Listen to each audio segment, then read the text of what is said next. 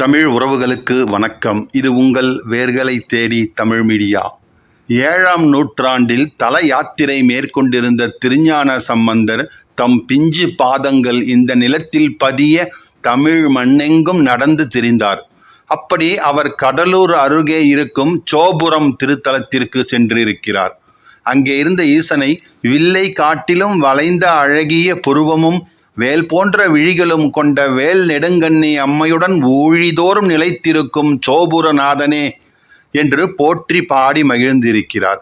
அப்பொழுதுதான் அவரோடு வந்தவர்களுக்கு தெரிந்திருக்கிறது அந்த ஆலயம் 4 யுகங்களாக நிலைத்திருக்கும் ஆலயம் என்று. கடலூரில் இருந்து சிதம்பரம் செல்லும் வழியில் ஆலப்பாக்கம் ரயிலடி என்னும் ஊரில் இறங்கி அங்கிருந்து கிழக்கே சுமார் 2 கிலோமீட்டர் தொலைவு சென்றால் திருச்சோபுரம் தலத்தை அடையலாம். வரலாற்று ஆய்வாளர்களின் கூற்றுப்படி கிபி 6ஆம் நூற்றாண்டிற்கு முன்பே இந்த ஆலயம் நிர்மாணிக்கப்பட்டிருக்க வேண்டும் என்பதை அறிய முடிகிறது. திருக்கோவிலில் உள்ள கல்வெட்டுக்கள் மற்றும் மீன் சின்னங்களை கொண்டு இந்த ஆலயம் பாண்டியர்களால் கட்டப்பட்டு அதன் பிறகு சோழர்களால் விரிவடைந்திருக்கிறது என்று கூறுகிறார்கள் ஆய்வாளர்கள். ஒருமுறை வங்கக்கடல் பொங்கி எழுந்தது. திருச்சோபுரநாதர் ஆலயம் கடல் நீரில் மூழ்கி போனது.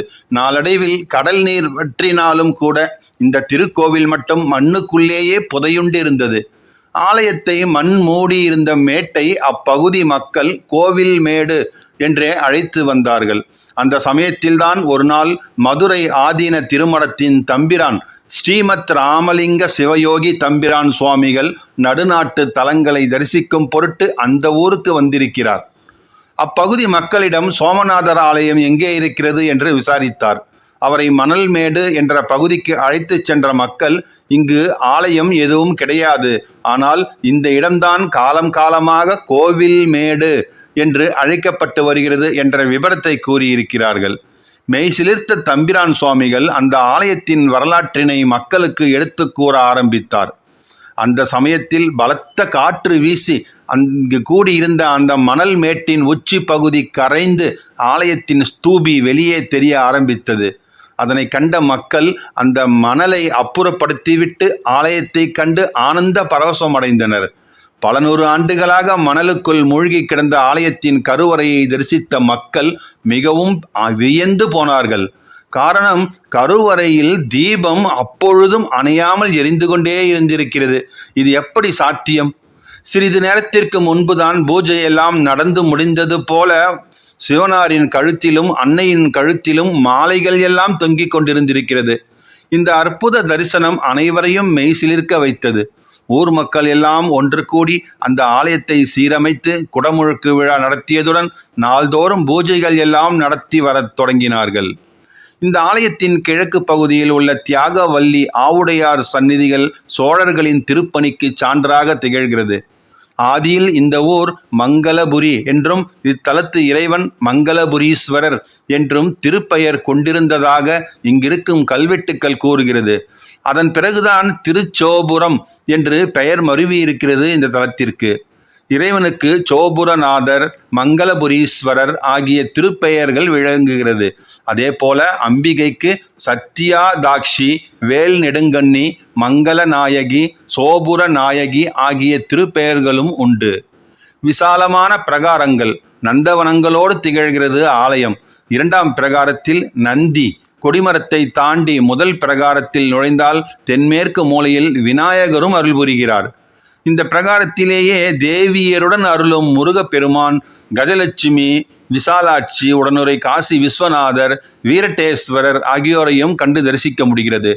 ஆலயத்தின் முதல் பிரகாரத்திலிருந்து மூலவர் சன்னதிக்கு செல்லும் வழியில் மகா மண்டபத்திற்கு வடக்கில் அம்பிகை வேல் நெடுங்கண்ணி தெற்கு நோக்கி தனி சன்னதி கொண்டிருக்கிறாள்.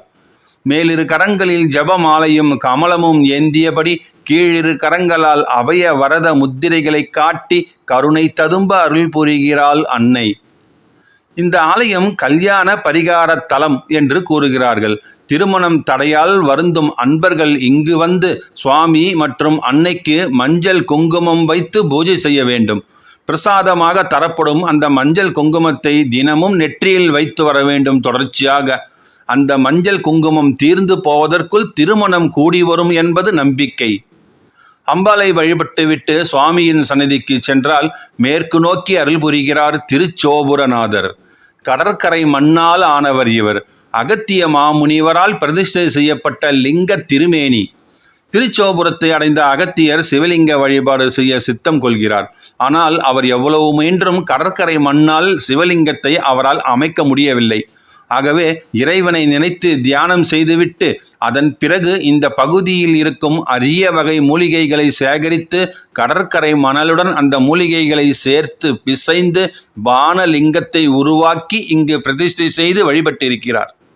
அந்த கணமே அவருக்கு திருமண திருக்கோலத்தை காட்டிய அம்மையும் அப்பனும் அவர் அமைத்த அந்த லிங்க திருமேனியிலே ஐக்கியமாகி இருக்கிறார்கள். அகத்தியர் தான் அமைத்த சிவலிங்க மூர்த்திக்கு கலபுரீஸ்வரர் என்று திருப்பெயர் சூட்டி வழிபட்டிருக்கிறார். அத்துடன் யாம் பெற்ற இன்பத்தை இவ்வையகமும் பெற வேண்டும், ஆகவே ஊழிதோறும் இங்கே நிலைத்திருக்க வேண்டும், இங்கு வந்து உம்மை வணங்கும் அடியார்களுக்கு அருள வேண்டும் என்று வேண்டிக் கொண்டு அங்கிருந்து விடைபெற்றிருக்கிறார் அகத்தியர்.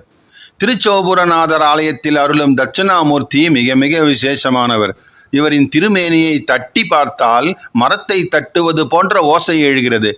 இசை ஆர்வம் உள்ளவர்கள், கல்வி கலைகளில் மகத்தான வெற்றி பெற விரும்புபவர்கள் இந்த ஆலயத்திற்கு வந்து தட்சிணாமூர்த்திக்கு வெள்ளை வஸ்திரம் சாத்தி வழிபடுவது சிறப்பு. மேலும் முருகப்பெருமானும் விநாயகரும் இங்கே வாகனம் இல்லாமல் காட்சி தருகிறார்கள். தினமும் 4 கால பூஜைகள் நடைபெறும் இந்த ஆலயத்தில் புரட்டாசி 15 முதல் 25ஆம் தேதிக்குள், மாசி மாதம் 5 முதல் 10ஆம் தேதிக்குள் ஒரு நாள் அஸ்தமன நேரத்தில் சூரியனின் கிரணங்கள் சுவாமியின் மீது விழுந்து பூஜிப்பது சிறப்பு. தேவார பாடல் பெற்ற 276 சிவாலயங்களுள் 217வது தலமாக திகழும் இந்த ஆலயம் கடலூரில் இருந்து சிதம்பரம் செல்லும் சாலையில் 13வது கிலோமீட்டர் தொலைவில் ஆலப்பாக்கம் என்னும் ஊரில் இறங்கி அங்கிருந்து 2 கிலோமீட்டர் தொலைவு நடந்து சென்று இந்த ஆலயத்தை அடைய வேண்டும் என்பதை தெரிவித்துக் கொண்டு உங்களிடமிருந்து விடைபெறுகிறேன். இந்த காணொளி உங்களுக்கு பிடித்திருந்தால் லைக் பண்ணுங்க, ஷேர் பண்ணுங்க, மறக்காம உங்கள் கருத்துக்களை கமெண்ட் பாக்ஸில் கமெண்ட் பண்ணுங்க. நன்றி, வணக்கம்.